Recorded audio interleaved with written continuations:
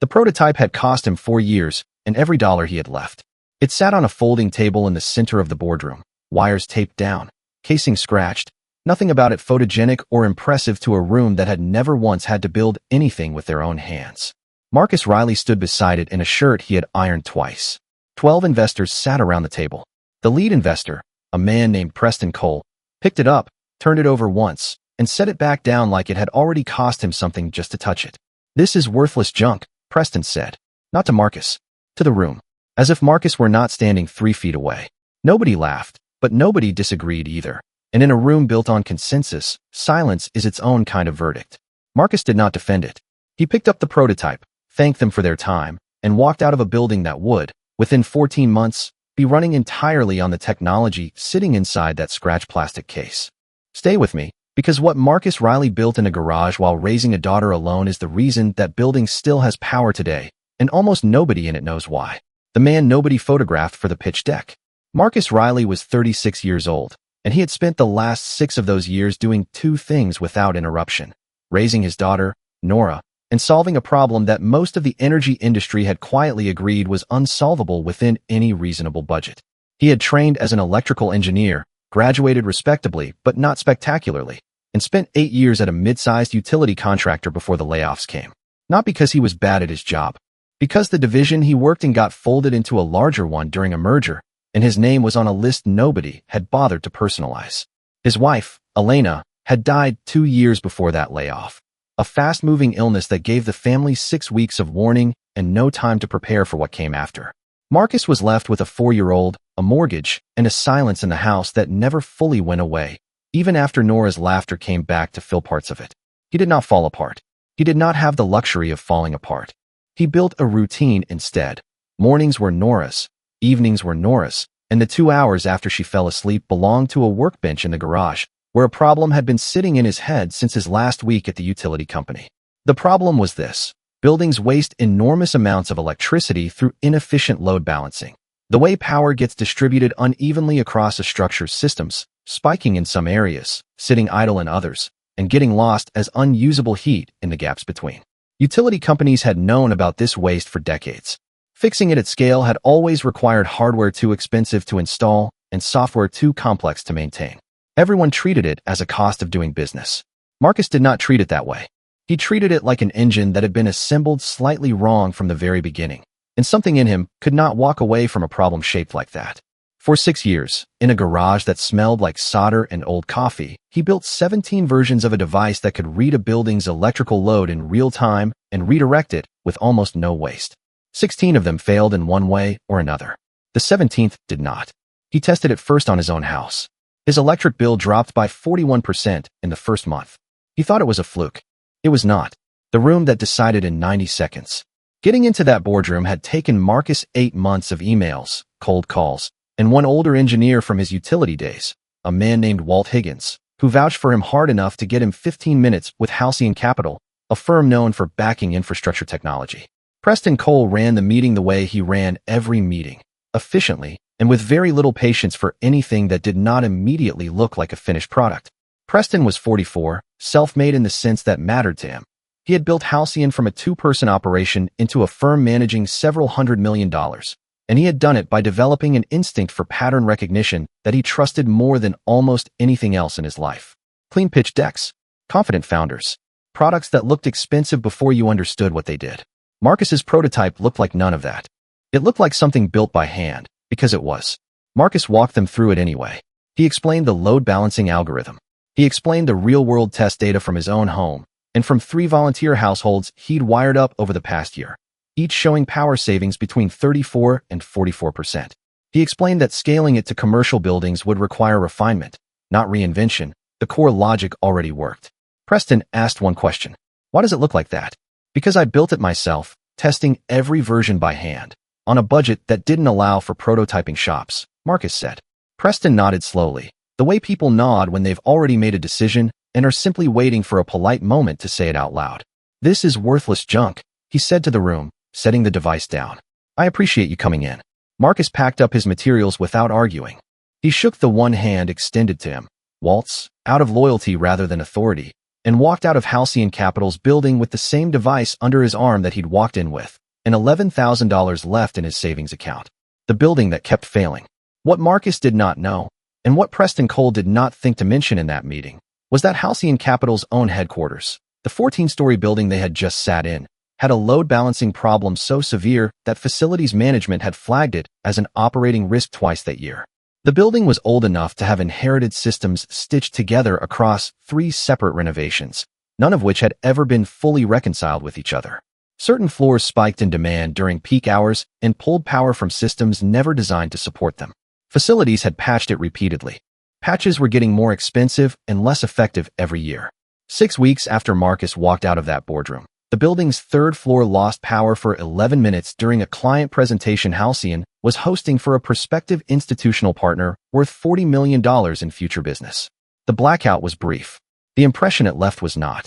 Preston ordered an emergency engineering review. The report that came back 3 weeks later was not encouraging. The building's electrical infrastructure needed a full overhaul at a projected cost north of $2 million, with an estimated completion timeline of 8 months, during which several floors would need to operate at reduced capacity. Preston read the report twice. He did not think of Marcus. Why would he? The two things did not connect in his mind, because he had already filed Marcus under a category: amateur, unfinished, not worth the risk, and that category did not include solutions to $2 million infrastructure problems. Walt makes a phone call. Walt Higgins had spent 31 years in utility infrastructure before retiring into a consulting role that mostly meant sitting on advisory boards and reading engineering reports that crossed his desk out of professional courtesy. One of those reports was Halcyon's building assessment. He read it in 20 minutes and thought about a garage he'd visited 8 months earlier and a device that had cut his own daughter's monthly power bill by nearly half at his recommendation. Walt did not call Preston directly. He called the building's facilities director, a woman named Renata Ford, whom he'd known for years and who had far more patience for improving ideas than the executives she answered to. "I know someone who solved exactly this problem," Walt told her. "Not theoretically. Solved it. Working device, real data, for households and counting." Renata was skeptical in the professional way, not dismissive, just careful. She asked for the data. Walt sent her 3 years of monitored results across the test households, along with the technical specifications Marcus had prepared for the Halcyon pitch. Renata read through it that night. What she found was not a rough idea.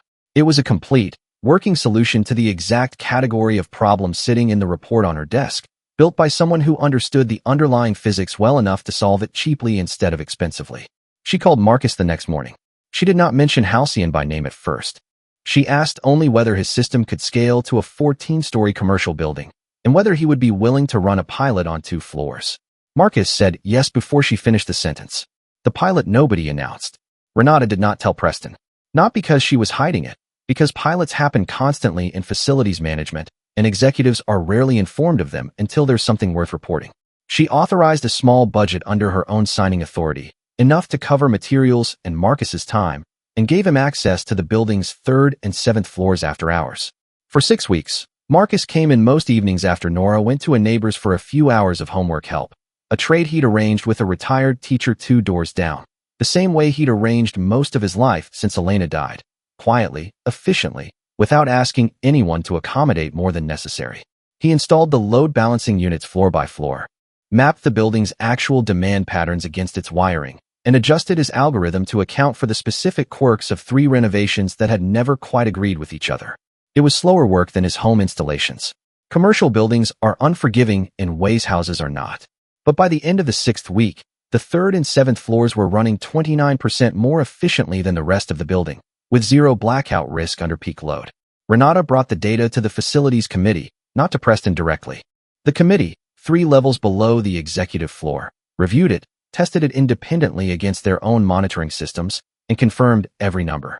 It took another 5 weeks for that report to work its way up the chain to Preston's desk, arriving not as a proposal from Marcus, but as a facilities recommendation with no name attached to the underlying technology beyond a line reading third-party load balancing solution, currently in limited pilot, verified savings 29 across pilot floors.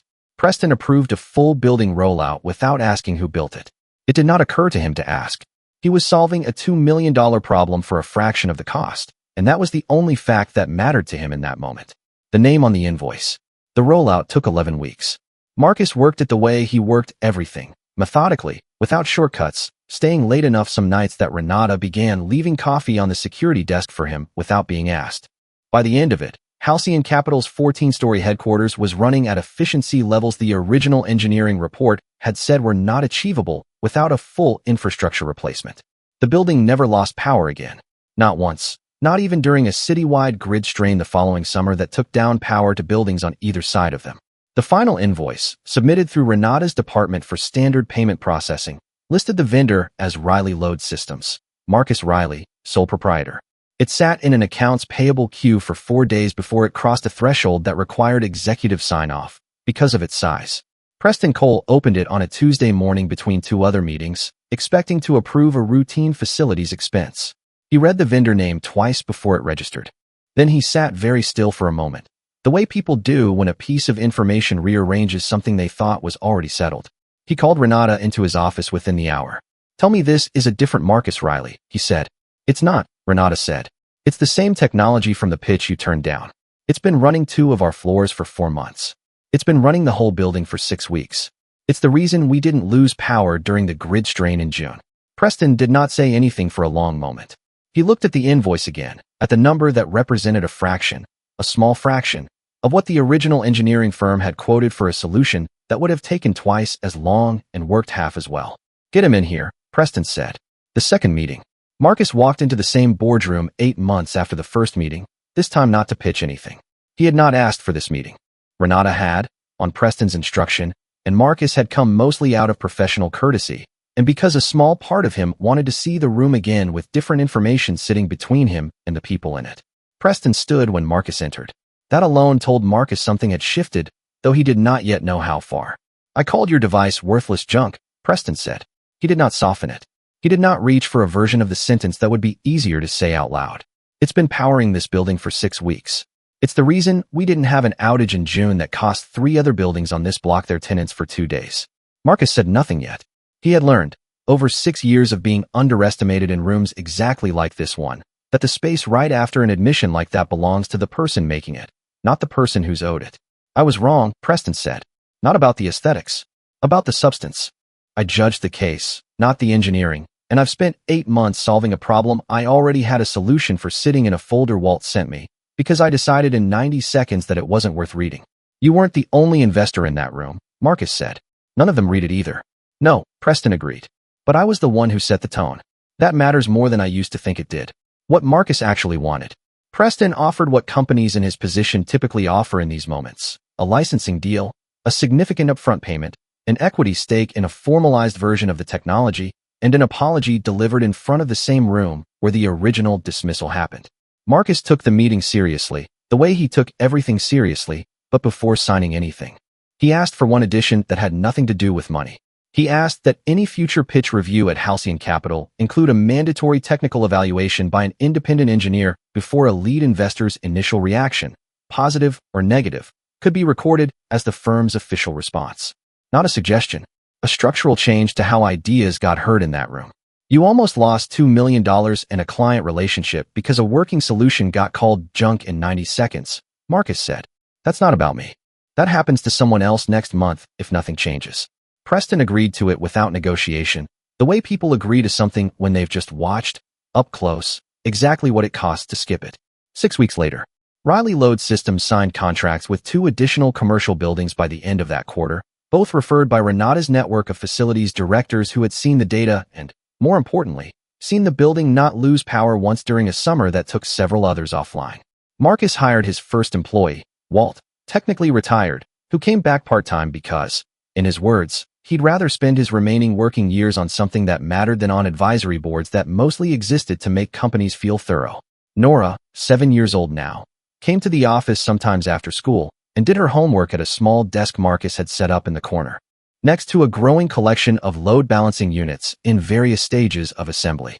She had strong opinions about which wires were the important ones, despite understanding none of the electrical engineering, and Marcus never once told her she was wrong, because being taken seriously was something he understood the value of more than most people did. On a Thursday evening in late autumn, Preston stopped by the small office unannounced on his way home, ostensibly to review a proposal for a third Halcyon-owned property. He found Marcus at the workbench and Nora at her desk, both quiet, both working, the particular kind of quiet that exists between two people who don't need to fill it. Preston stood in the doorway for a moment before knocking. I keep thinking about the 90 seconds, he said. How much of what actually matters gets decided in less time than it takes to explain it? Marcus set down the tool in his hand. Most of it, he said. That's not an accusation. It's just how most rooms work. The difference is whether anyone goes back and checks. Preston nodded, and didn't say anything else about it, because there wasn't a version of the sentence that would have added anything true to what had already been said. He asked instead about the third building's electrical layout, and the two of them talked for 20 minutes about wiring diagrams and peak load patterns, the way two people talk when the conversation has finally become about the work instead of about who gets credit for it. Nora looked up once, decided the conversation was boring, and went back to her homework. Outside, the city was lit floor by floor, building by building, most of it running the way it always had, wastefully, invisibly, nobody questioning the cost because nobody had ever been shown what it looked like to fix it. But 14 floors of one building on that skyline were running differently now, quietly, efficiently, exactly the way one man had designed them to, years before anyone in that building believed him.